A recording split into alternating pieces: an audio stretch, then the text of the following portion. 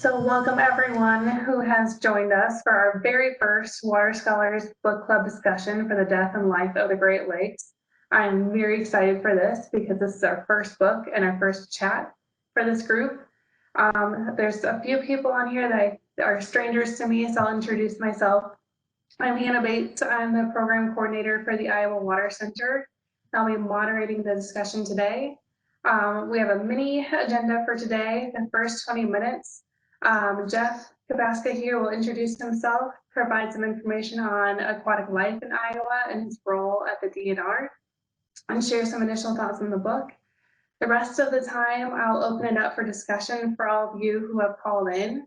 Right now, you are all in audience mode, so we can't hear you and we can't see you. But as we wrap up our initial discussion and comments, I'll switch you all for audio and visual to participate in discussion, so please be ready for that. For those who are watching a recording of this later, we'll only have the first portion recorded for this book talk today.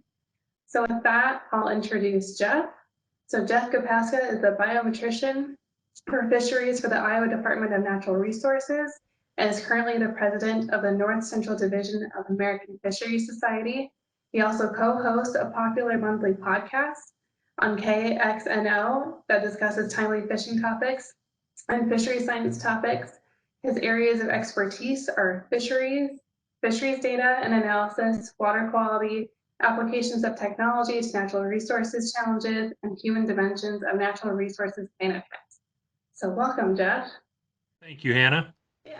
So can you share a little about your work with the DNR and your personal relationship to fishing? So my personal relationship to fishing is I love it. It's one of my favorite things to do. I don't get to do it near often enough, but I grew up fishing and playing in the creek and the pasture behind the house. And so my passion for fishing and for water quality led to my life's work. And for the Iowa DNR, I serve as the fisheries data kind of steward. I oversee our data management activities. I oversee fishing tournaments in the state of Iowa. And so I work with how we disseminate data to the public.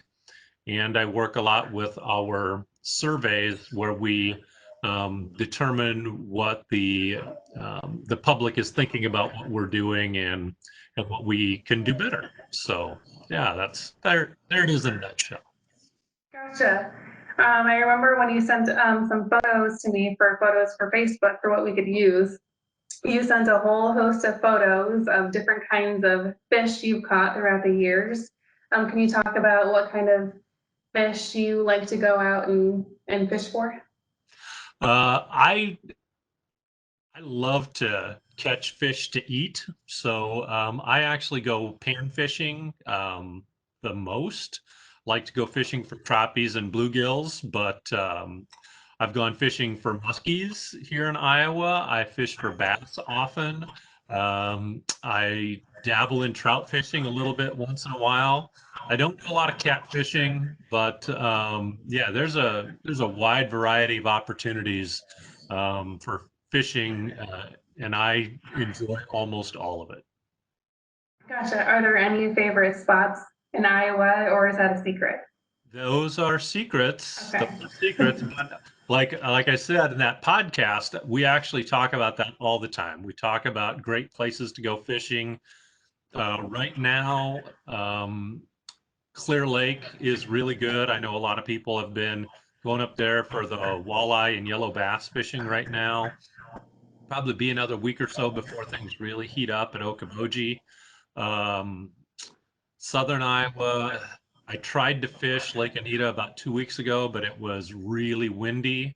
I'm looking forward to going over there, going to Prairie Rose in the near future. So there's just lots of great places to fish right now. Gotcha. I grew up actually a mile from Prairie Rose, so it's a great spot. It is fantastic. It's one of the best fisheries in the state right now. Awesome. So speaking to your work at the DNR, can you tell us a bit about the state of invasive aquatic species in Iowa? Yeah, so the experts on that actually reside in my office. We have an aquatic invasive species program that Kim Bogenschutz and Jason Euchner lead up. And so they are the real experts, but we talk about that kind of stuff all the time. We have the biggest issues that we deal with right now are the invasive carp species that are in the Mississippi River and have worked their way up a number of our interior rivers. The big head carp was the leading edge of that invasion, but now silvers are the more common fish that we find. We have found them all the way up the Cedar River, past Waterloo now. The dam, the 5-in-1 dam or the Enliant Energy Jam in Cedar Rapids does a lot of blocking of them. But when there's high water, they can get past that. For a long time, Lock and Dam 19, kind of that one at the southern edge of Iowa holds back the largest number of invasive carp, but some still get past that. We've seen invasive carp come up the Missouri drainage and get all the way into East Okoboji and West Okoboji. So we have them almost everywhere that they can swim up from the Missouri and Mississippi until they hit a dam that they can't get past. We have invasive mussels that are talked about a lot in the book. We have the zebra mussels in a number of places. And we do think we have quagga mussels also. We know that we have them in the Mississippi River. In the book, the biggest issue with the quaggas was the zebes are only at certain depth. The quaggas could go much, much deeper. We don't really have that issue to a great degree here in Iowa because we only have a very limited number of lakes that have the depth that would prevent zebra mussels from extensively colonizing those systems. So we pretty much try to mitigate or manage the impacts of those two species jointly. We don't really look at them separately just because we don't have that much of an issue with the quagga beyond the problems that we've already experienced with the zebra mussels. They talk quite a bit in the book about some of the zooplankton and other tiny um, invaders, and we do have some issues with those. We do have the spiny water flea here in Iowa, and we're worried about some of the there's some other species that you can get in trout streams that we have some best management practices to avoid getting those, cleaning off your waders and some things like that. So there's a host of invasive species issues here in the state of Iowa that are familiar because of what we've read in the book. And honestly, the mechanisms for almost all of those are exactly as what was outlined in the book, and that's kind of how they've all gotten here for the most part. Mhm.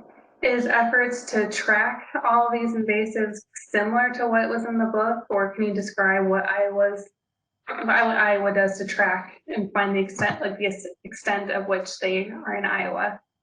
So for tracking, we do what's called veliger sampling, where we take a water sample and run that through a filter. So that's how we look for the zebra and the quagga mussels, or more specifically, just the zebra mussels. Um, we also have staff look at docks when the docks get pulled out in the fall, because if there is an invasion, they're going to settle on those hard surfaces. So you'll often see the zebra mussels on those docks. Um, we do sampling for the invasive carp species to see where they are in our rivers. Um, we also do a lot with aquatic plants. We do have a lot of aquatic plant invaders too. And so we have a team of summer interns pretty much every summer that goes out and does surveys of a number of lakes across the state to look at the aquatic vegetation that we have in the lakes and um, determine what species are there and if there are any invasives that we need to try to do some treatments on to manage those. Gotcha.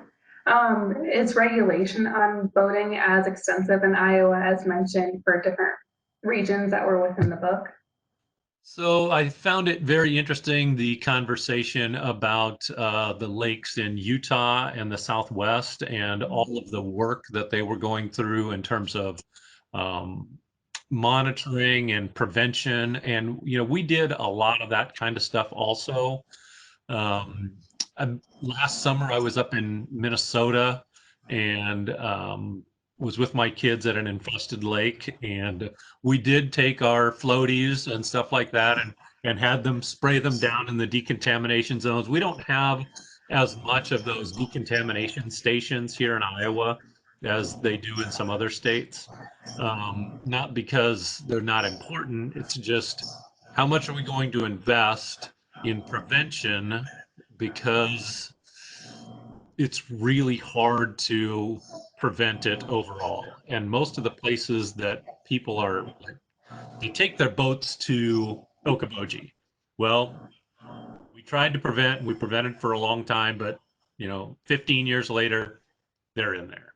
So um, we do expend resources on education, and we work hard at prevention, but that's not, I'm going to say, we're not spending all of our time and resources on that. That's just one tool in the toolbox.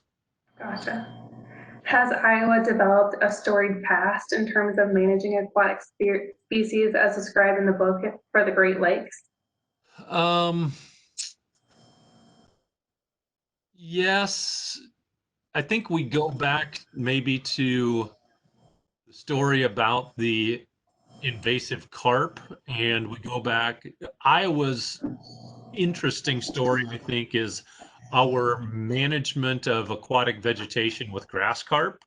And so in the early 1970s, we did some research experiments on Red Haw Lake by Sheraton, and we put a number of grass carp in that system, and we probably put too many grass carp in that system just to try and manage the vegetation that was in there. And in about 2004, we did a renovation at Red Haw, and people thought that these grass carp were only going to live maybe 10, 15, 20 years.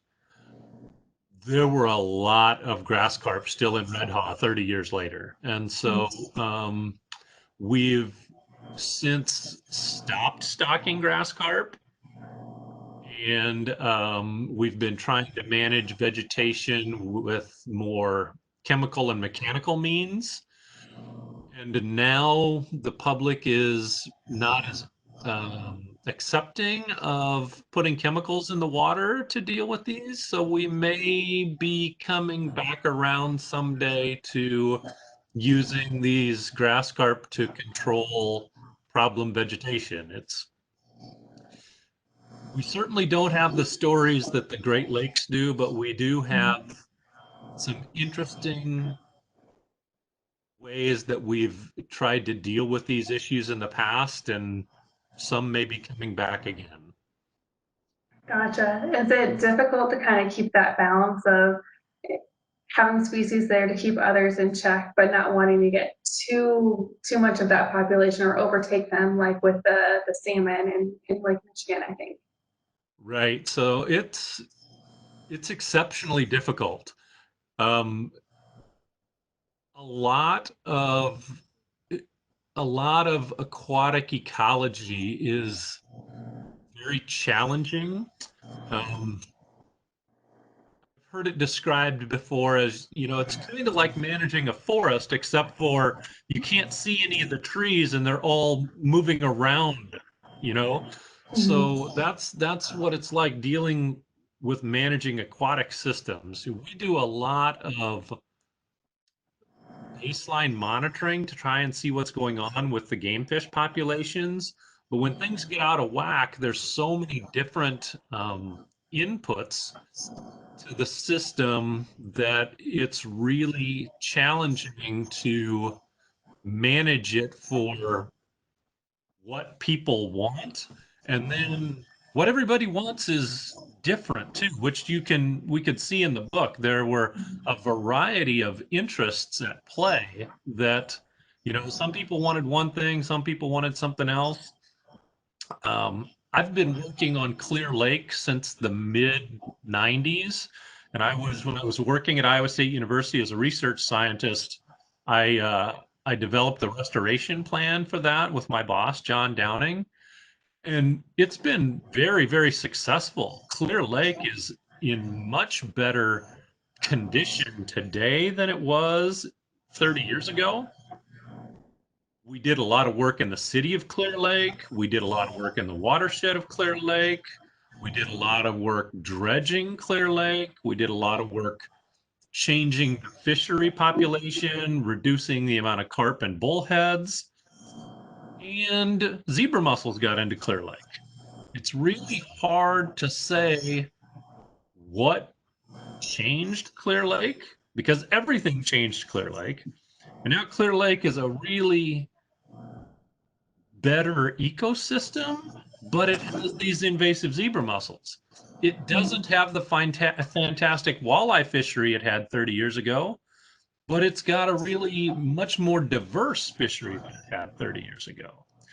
It's got a lot clearer water, but now some of the landowners and people that have docks on the lake don't like the amount of vegetation that they have to deal with.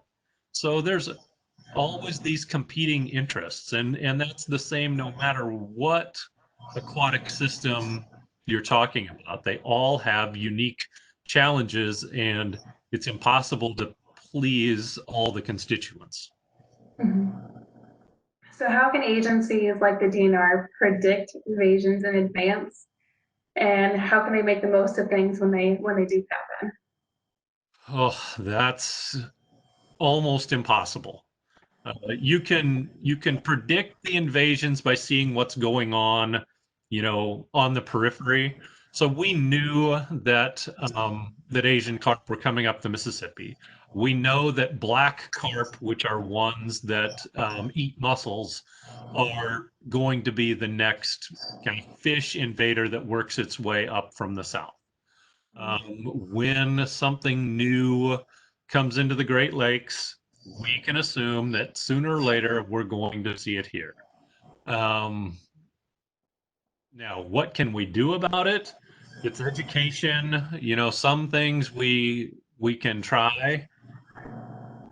Like they've talked about, well, let's try and get rid of the zebra mussels in the Okoboji's. Well, it would actually take like the chemical that you use is potassium permanganate, and it would be like the entire nation's production of that chemical for an entire year. You'd have to load it all on a train to actually get the amount of it in the Okoboji chain to eliminate the zebra mussels. Well, that's not cost effective. It's not publicly acceptable. And every place around there pretty much has zebra mussels. So they're probably going to come back again, sometime soon. So you kind of end up having to manage with what has made its way into these systems because eradicating some of these problems is really tough. We do it sometimes with like gizzard shad and common carp. We'll restart a fishery by getting rid of all the fish in that system and fixing the watershed so we can fix the lake. In fact, we're doing that at Hickory Grove right now, very close to Ames here. But and we've done it across the state. But the decisions that are made that go into not the decisions, all of the information that you take into account to make those decisions, you have to go through a lot of planning and a lot of steps so that you're making the right decision when you make that investment. And so we do make sure that we fix the watershed before we try and go in and fix the lake because the lake reflects the watershed. Gotcha. So this next question is to kind of tee up our discussion with those who have called in. What were the key issues and moments in the book for you? And are there any similarities to invasive management in I think you and I touched on this a little bit. I feel like the author pretty much hates fisheries biologists. So I wasn't really fired up about his perspective. Iowa? Um, and I say that because I appreciate that he wanted that system to go back to maybe the native fish populations instead of the salmon that were brought in. But the lake trout had been pushed to the brink of collapse by commercial overharvest when the alewives arrived. That was just like the last grain of sand that tipped things over the edge. They were gonna go over that edge anyway. And that was, in the 50s. All the technology in terms of commercial harvest and recreational harvest and everything has advanced so far that that system would simply not be able to sustain itself in the way that he was trying to describe.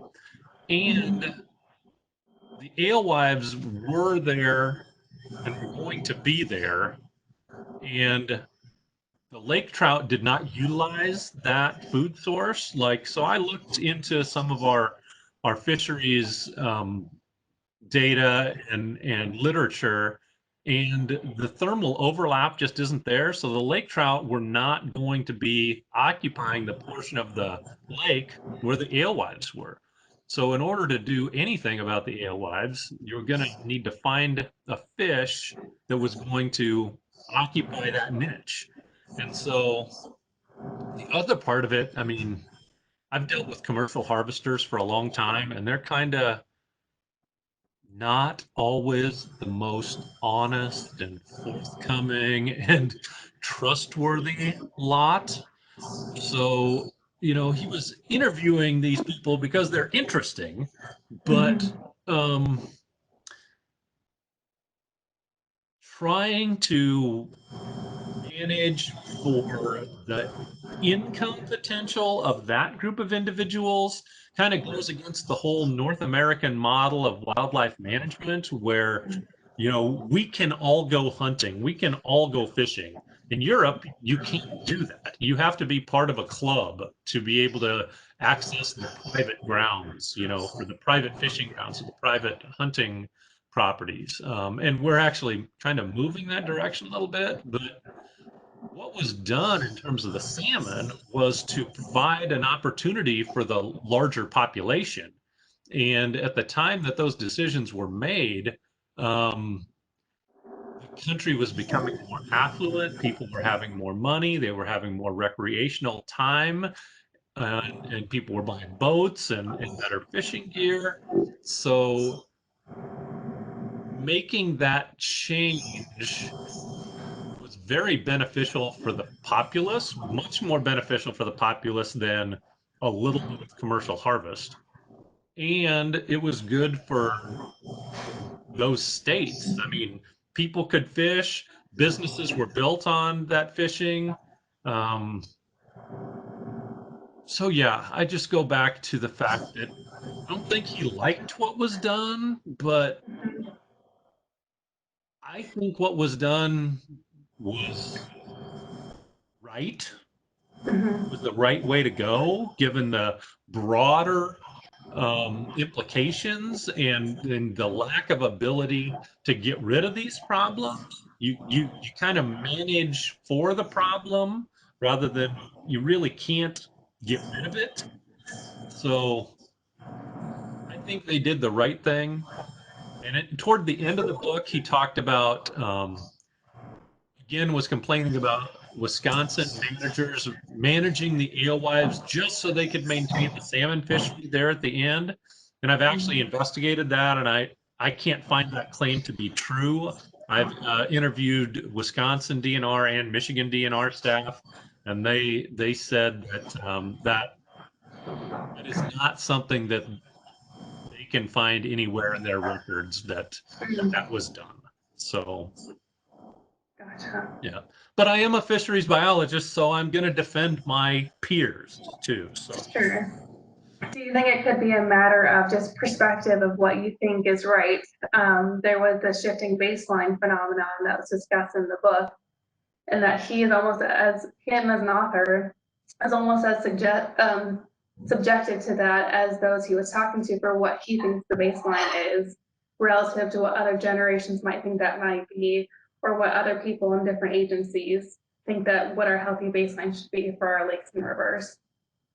I do think that there's some of that. There's without question. I mean, if you want to bring this back to the state of Iowa, and I think I've mentioned this to you before, you look at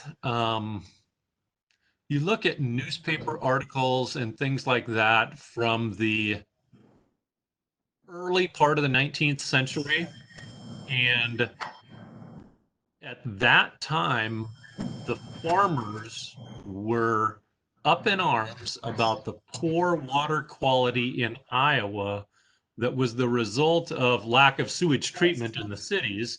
And they were very adamant that water quality need to be improved because their livestock watered themselves in the streams and rivers and things like that.